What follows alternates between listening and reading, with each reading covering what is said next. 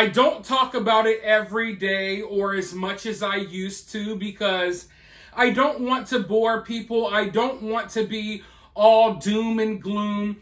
I don't want to be that guy that's always like, hey, World War III is coming. World War III is coming. But folks, World War III is coming. And as I tell you all the time, I already believe we're in the middle of World War III. Everyone talks about the war between Russia and Ukraine. But let's just be real. We're at war with Russia. At this point, can we even say that this is a war between Ukraine and Russia? When in reality, we're the one funding this war? All of the resources that Ukraine is using to defend themselves and to fight Russia, it's all coming from America. We're sending them hundreds of billions of dollars, military equipment out the wazoo, and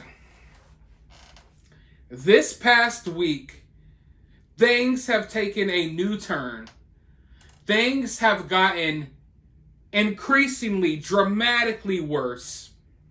For the first time, there's been a change in rhetoric. There's been a change in the way that Putin has been talking.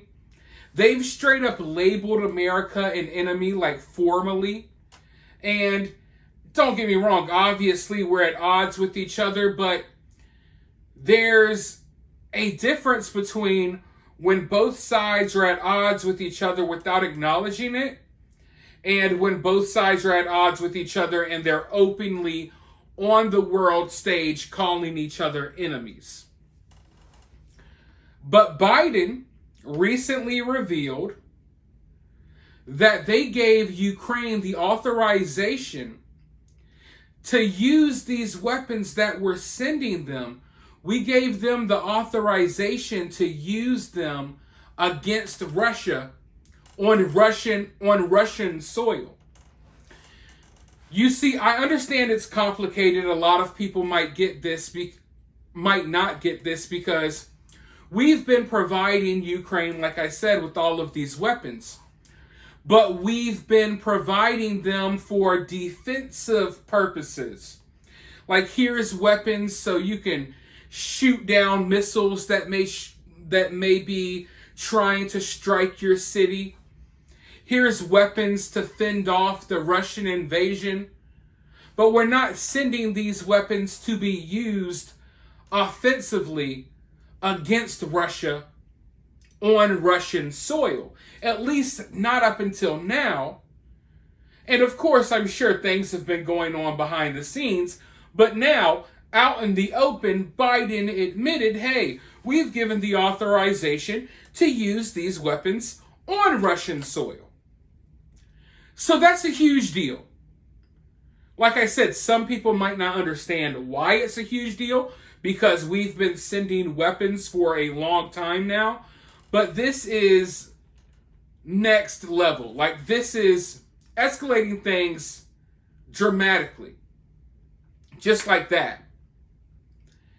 And now that we've admitted to doing this, we've admitted to basically, we're over here training Ukrainian troops, we're giving them money, we're giving them weapons, and now we're like, yeah, we're going to give you the go-ahead to strike Russia, to strike the Russian homeland.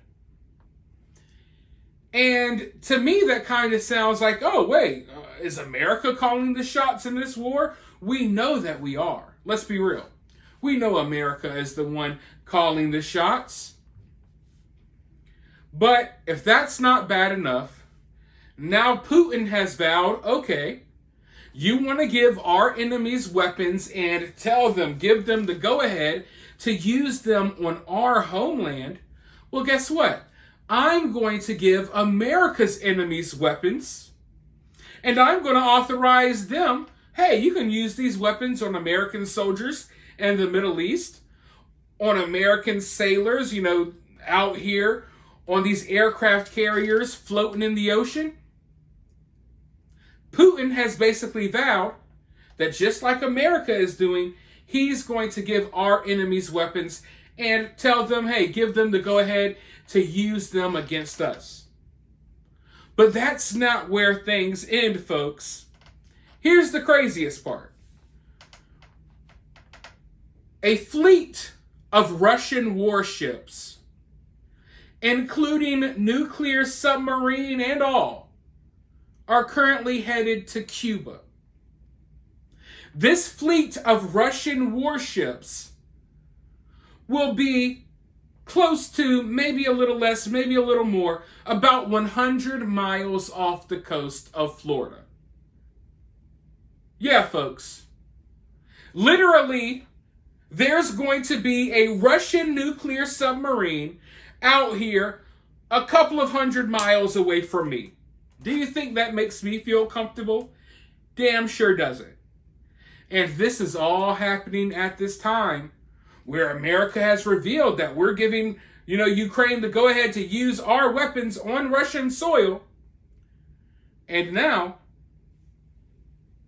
we got this fleet of Russian ships coming right off the coast of Florida. And everyone's trying to say, hey, don't worry, everything's fine here. Nothing to see here. Everything's going to be okay. I don't remember this happening in my lifetime. Do you? Maybe I'm wrong. Maybe this has happened in my lifetime, but I damn sure don't remember it. But let's go ahead and roll this clip really quickly, and then I'll be right back with more thoughts. Russian warships are on their way to Cuba this morning. That happened back in the 1960s, the Cuban Missile Crisis. It was just a little thing. Comes days after a warning from Vladimir Putin that Russia could provide weapons to actors that would then attack Western targets over those countries' support of Ukraine. News Nation's Robert Sherman is following that story from Washington this morning. Good morning, Robert. Hey, good morning, Leland. It's the latest upping of the ante that's coming from Moscow here, in which you're looking at a nuclear-powered submarine and 3 warships that are set to moor in Havana. For context, it's about 100 miles away from Key West, Florida. Not the first time we've ever seen something like this happen in history, as you pointed out with the Cuban Missile Crisis. But that being said, it is significant considering the comments that have been made by Russian President Vladimir Putin here this week, in which he left the door open for the possibility of providing weapons to adversaries of NATO to strike the West after the United States said that there's a de facto green light for Ukraine to use U.S.-made weapons in order to strike targets in Russia for the sake of defending the eastern Ukrainian city of Kharkiv. Again, I mean, we've seen a lot of tough rhetoric coming from Moscow in recent months that has not led to too much in the way of tangible brinksmanship and action. But seeing these warships heading into the Western Hemisphere for drills that will taking place in the Caribbean, U.S. officials say it is significant and it is something that they will be monitoring. Leland? Yeah, for sure. Monitoring, to say the least. Robert, thank you very much. When these wars pop off, it's big news. Everyone's paying attention. In the first couple of weeks when Russia invaded Ukraine, it was a big deal. Within the first couple of weeks of Israel going into Gaza, it was a big deal. But then slowly but surely, other news stories start dominating the news cycle. And all of this stuff just becomes a part of our daily lives that we don't even pay attention to that much anymore. But people need to understand that even though you're still working to put food on the table, you're still sending your kids to school, life is going on, but that doesn't mean that these conflicts are disappearing. These conflicts are only getting worse with time.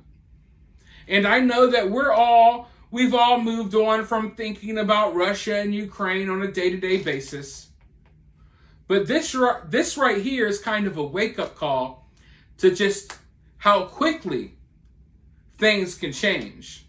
This is just Russia and Ukraine, they're fighting over this territory in Ukraine. That can quickly spill over to something, a conflict the size of, World War II, World War I, probably even bigger. And right here this week, over the past week or so, it's been really bad when you're considering the fact that we admitted what we admitted about allowing Ukraine to use these weapons. Now Russia is supposedly going to supply our enemies with weapons to use against us.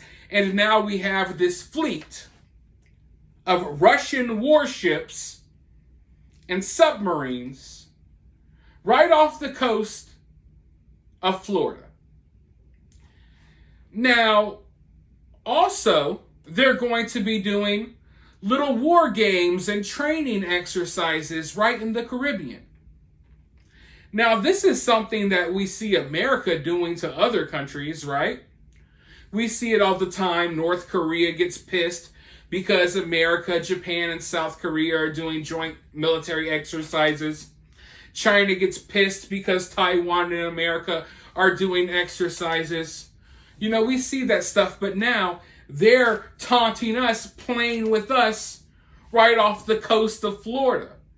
And I don't think this is something that would have transpired 10 years ago, 15 years ago. This is some new age stuff because America is looking weaker now than ever. And countries, for the first time in my lifetime, and probably for the first time in your lifetime, are willing to test us in ways they've never tested us before. But I think it's absolutely insane to sit here and tell everyone there's nothing to worry about, nothing to see here, folks. Don't worry, everything's okay. They tell us that Russia is this big bad enemy, right? Really think about it.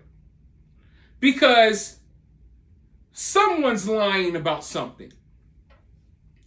They tell us that Russia is the big bad enemy.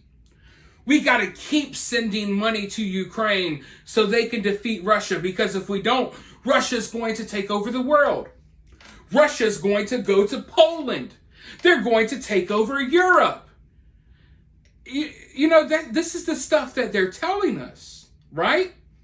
In one breath, they ask taxpayers, we need to send hundreds of billions of dollars to Ukraine, because if we don't, big bad Russia is going to take over the world.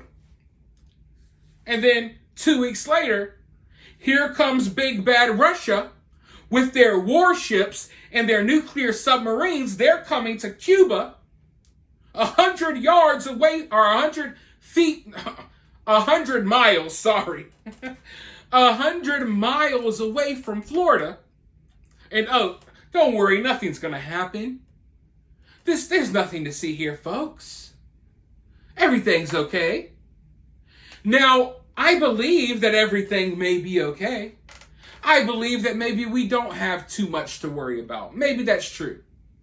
But if that is true, then Russia can't be the big bad villain that's trying to take over the world like you're trying to convince us, right? We're sending billions of dollars so Russia can't move further into Ukraine. Meanwhile, we're standing down, nothing to see here, everything's going to be okay, as Russia's fleet of warships and nuclear subs pull up right off the coast of Florida. You get where I'm going here? You get what I'm trying to say, right? Like, obviously something ain't right.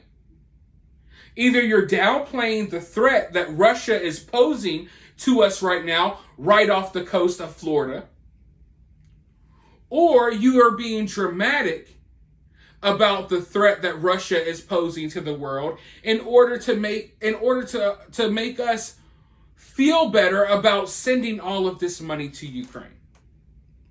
Because I do believe that two things can be true at once, but definitely not in this case.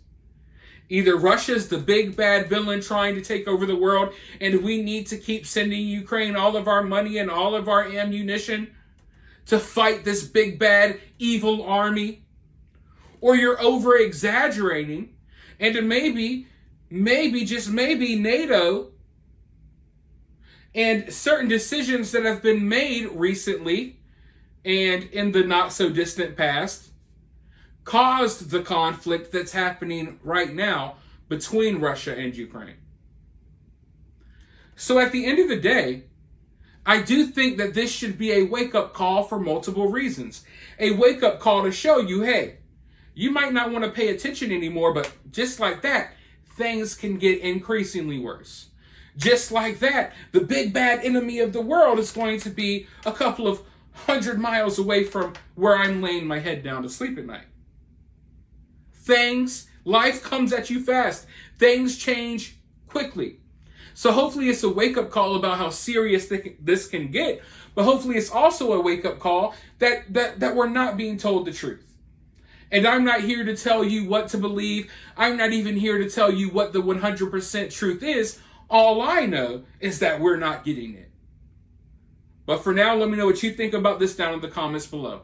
While you're down there, hit that thumbs up, hit that subscribe, ring that notification bell, and I'll talk to you all soon in the next one.